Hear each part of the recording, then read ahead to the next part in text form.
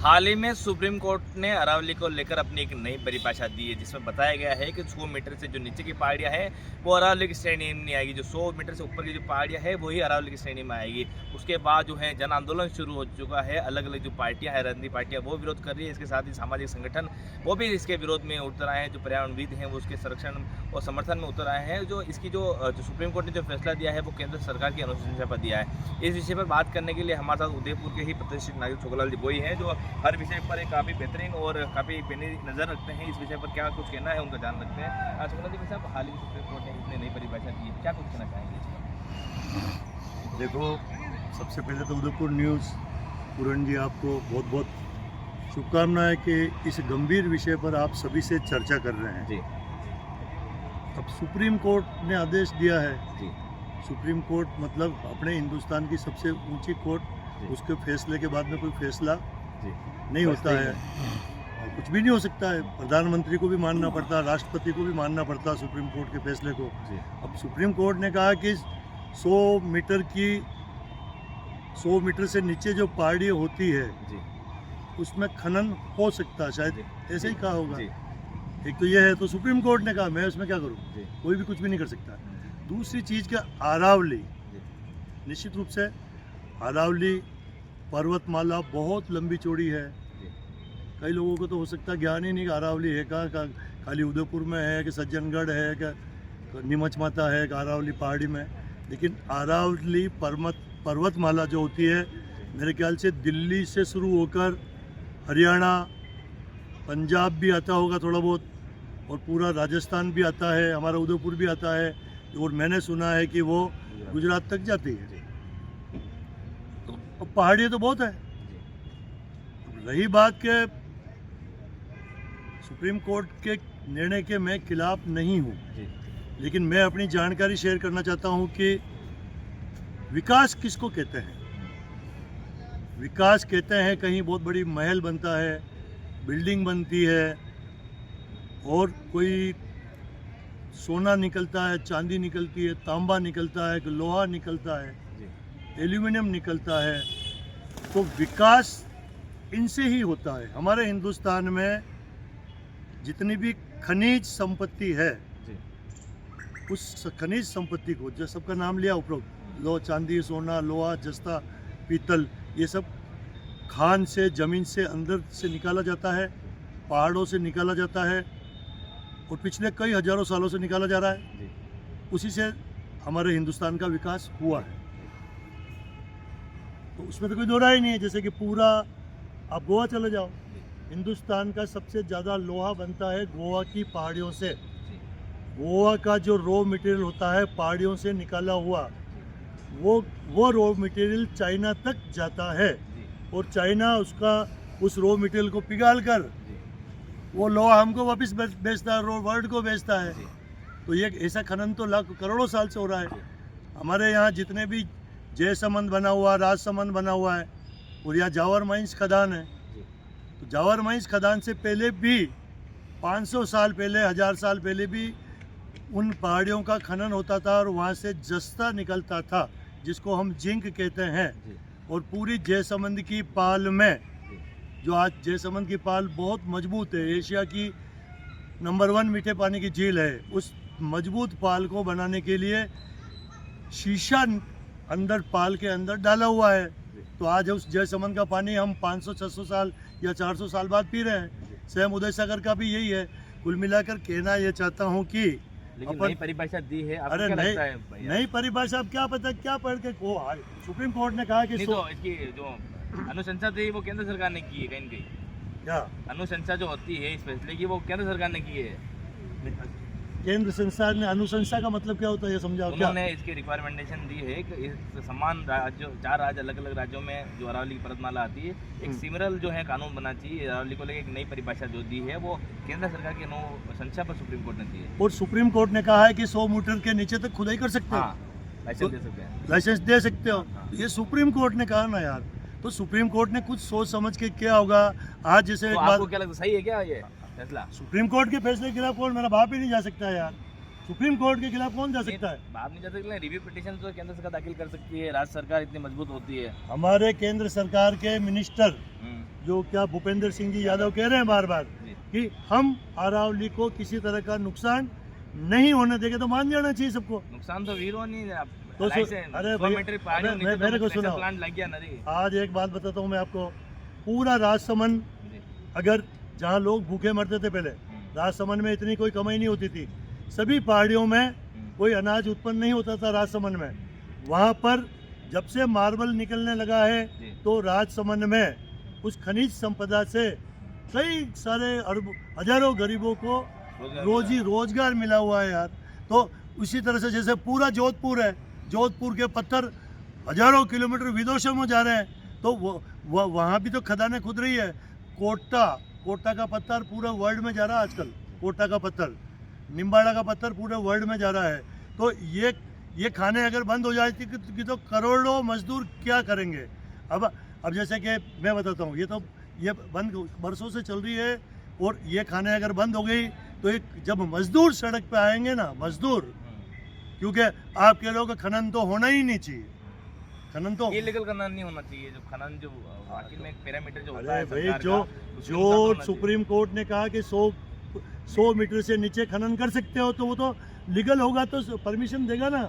यहाँ का खान विभाग होता है, भारत सरकार का भी होता है, यहाँ राजस्थान में भी खान विभाग है हमारे यहीं पर कोर्ट के पास में। तो खान विभाग उस कोर्ट के अनुसार 100 मीटर के नीचे की पहाड़ी को लाइसेंस देगा, तो लीगल हुआ ना।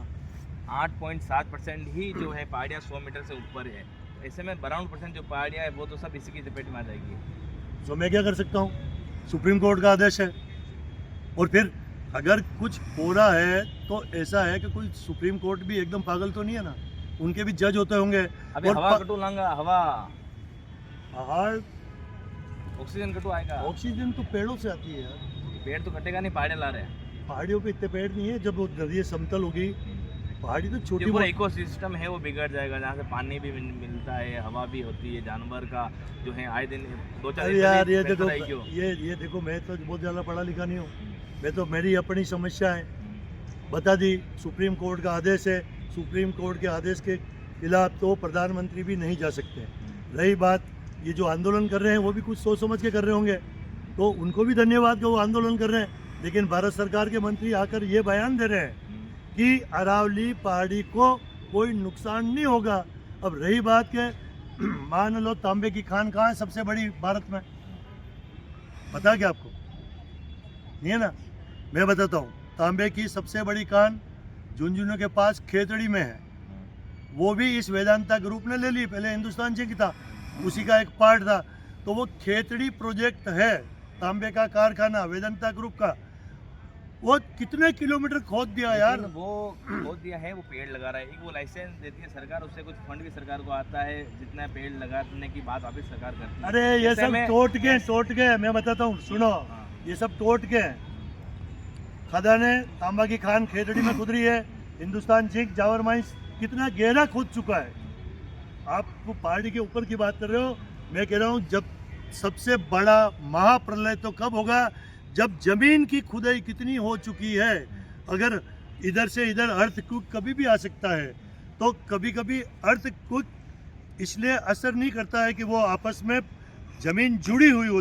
अगर 2 किलोमीटर 5 किलोमीटर 2 किलोमीटर गहरी अगर किसी जमीन को खोद दी होगी और वो अर्थक्वेक आएगा, तब कितना अनर्थ होगा ये किसको पता है क्या?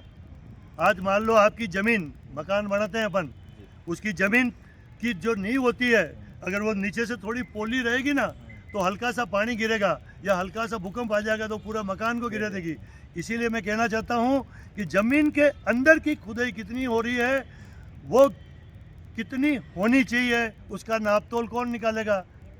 दूसरी बात, ये तो एक समस्या है, आज वर्ल्ड में और पूरे हिंदुस्तान में सबसे ज़्यादा टाइल कहाँ बनती है? लेकिन बात तो सुनो यार, सड़कों पे आ रहे हैं, विकास की बात है, लोग सड़कों पे आ रहे हैं, लोग सड़कों पे आ रहे हैं। कांग्रेस लगातार प्रदर्शन कर रही है 2-3 अरे कांग्रेस तो करेगी, विरोध करना उसका काम है यार। कौन तो कहती थी रोज ही के ईवीएम भी खराब है, वो भी खराब है, ये सब कांग्रेस तो करती है, वो ठीक है, कर रही होगी, उसका काम है। मैं कह रहा हूँ जैसे कि वर्ल्ड की सबसे ज्यादा टाइल, इंडिया की सबसे एक पेड़ माँ के अरे नाम पर अरे मेरा तो- पेड़ तो हमने बहुत लगा रखे हैं नगर निगम में। आपने लगाया ना मैंने लगाया 100 पेड़ या नगर निगम में लगाया, उसके बाद मेरे फार्म हाउस में चलो 1000 पेड़ लगाए। मैं बात पूरी सुनो। एक पेड़ माँ के नाम पर जो अभियान चलाता राजस्थान सरकार और केंद्र सरकार का, हाँ। उसमें पेड़ लगाए नहीं लगाए आपने? मैंने लगाया है, मैंने खुद ने नगर निगम गया था तब भी लगाए, अभी भी आज भी लगा रहा हूँ। अपने निजी जगह पे नहीं, अलग जगह नगर निगम के साथ में लगाए ना, हमने गुलाबाग में लगाए, उस पहाड़ी पे लगाए। तो हमें तो काम करने का शौक है। पहले बात पूरी सुनो आप मेरी, कि जैसे कि मोरवी, गुजरात के अंदर मोरवी है, मोरवी में पूरे हिंदुस्तान में टाइलें जाती है, और हिंदुस्तान में क्या पूरे वर्ल्ड में टाइल जाती है। मोरवी से टाइल किससे बनती है? कच्ची मिट्टी से बनती है, चूने से बनती है। तो वो टाइल का पूरे राजस्थान से वो जा रहा है सामान। तो फिर वो उद्योग, मोरवी उद्योग क्या करोगे आप? टाइल्स का उद्योग किससे चलता है? विकास के साथ साथ पर्यावरण भी जरूरी है। मैं तो कह रहा हूँ ना, जरूरी है। सुप्रीम कोर्ट ने आदेश दिया है, तो सुप्रीम कोर्ट के आदेश नहीं मानो तो करो झगड़ा, क्या पता सरकारें कुछ करेगी। और जबकि भारत सरकार कह चुकी है कि हम अरावली के खिलाफ नहीं है, अरावली को हम बचाएंगे। नाथद्वारा की तरफ जाएं, गोविंदा की तरफ जाएं, कितने कृषि प्लांट चल रहे हैं, खो दिया मंगरों को। अरे भाई वो 100 मीटर से नीचे होंगे, राजस्थान सरकार ने लाइसेंस दिया तब खोदा ना, अलीगल थोड़ी खोदा होगा। इलीगल भी चल रहे होंगे। अब चल रहा तो ये तो काम है डिपार्टमेंट का। चल रहे नहीं चल रहा आपके साथ? अरे आपको भैया, क्या लगता है? है? आपको क्या लगता है चल रहे नहीं चल इस देश में सारे जुए पे बैंड है, वेश्यावृत्ति पे बैंड है, लेकिन जुआ भी चलता है और वेश्यावृत्ति भी चलती है, तो पुलिस उसको पकड़ती है, न्यायालय उसको सजा देती है। तो इसी तरह से अवैध खनन के लिए ये माइनिंग विभाग बैठा हुआ है, वो 2 मिनट में कार्रवाई करता है और उसकी करनी चाहिए, उसकी ड्यूटी है माइनिंग विभाग की। एक पेड़ के लिए माँ अमृता देवी बिश्नोई ने, हम सबने पढ़ा था, खिचड़ी के लिए अपना सिर कटा दिया था। हाँ। साथ कई सारी महिला, जो 350 के करीब महिला थी, एक पेड़ के लिए अपना सिर कटा दिया था। ऐसे में अगर आज हजारों पेड़ अगर अरावली के क्षेत्र में कटते हैं, और जो उदयपुर देखने के लिए टूरिज्म जो आता है, पहाड़ी पर्वत देखने के लिए आता है, ना कि किसी और को देखने के लिए आता है, ऐसे में पर्वत ही खत्म हो जाएगा, पहाड़ी खत्म हो जाएंगे, मंगरे जो हम जिसे आम भाषा मंगरे कहते हैं, मंगरे खत्म हो जाएंगे, फिर क्या ही बचेगा उधर। मैं पहले क्या क्या कह रहा हूँ कि खनिज विभाग, राजस्थान का खनिज विभाग का पूरा ऑफिस हमारे उदयपुर में है, हेड ऑफिस। राजस्थान का खनिज विभाग का हेड ऑफिस हमारे उदयपुर में है। जोधपुर वाले को भी लाइसेंस लेना, जैसलमेर वाले को लाइसेंस लेना, कोटा वाले को लाइसेंस लेना, किसी खान का, तो वो हमारे उदयपुर में खनिज विभाग का पूरे राजस्थान का ऑफिस है, वो लाइसेंस देती है। उस लाइसेंस में शर्तों में साफ साफ लिखा हुआ होता है कि तुम जहाँ खनन करोगे उसके बाद में इतने लाख रुपए के पेड़ भी लगाओगे, और वो पेड़ लगाने का हिंदुस्तान जिंक को भी आदेश। तो आइड में भी लगाए थे आपने मतलब नगर निगम मेरी विषय खान की बात हो रही तो खान के विषय की बात मतलब करिए। बता रहा हूँ, मतलब पहले एक विषय पे चलिए कि पहले आप खान विभाग की बात कर रहे हो, तो खान विभाग लिखित में उनसे लेता है, और ये लोग पेड़ पौधे, हिंदुस्तान जिंक भी लगाता है, सीमेंट फैक्ट्री भी लगाती है। अब अपने राजस्थान और चित्तौड़ के आसपास और उदयपुर में कितनी सीमेंट फैक्ट्री है? बिरला सीमेंट है, लक्ष्मी सीमेंट है, वो सीमेंट है, जेके सीमेंट है। इन सब सीमेंट फैक्ट्रियों को खनन करने के लिए राजस्थान सरकार ने 100 बीघा 200 बीघा माइंस लीज पे दे रखी है, और 100 साल के लिए दे रखी है। अब क्या वो 100 साल के लिए जो माइंस लीज पे दे रखी है, क्या ये सुप्रीम कोर्ट उसको बंद कर सकता है क्या? आज जैसे हमारे डबोक सीमेंट फैक्ट्री के माइंस है, या कहा जाता है देवारी या कुंवारी माइंस है, वो 100 किलोमीटर या 50 किलोमीटर के एरिया में वो माइंस है, और 90 साल के लिए वो माइंस है। क्या वो माइंस बंद कर सकते हैं क्या? लक्ष्मी सीमेंट है पिंडवाड़ा में।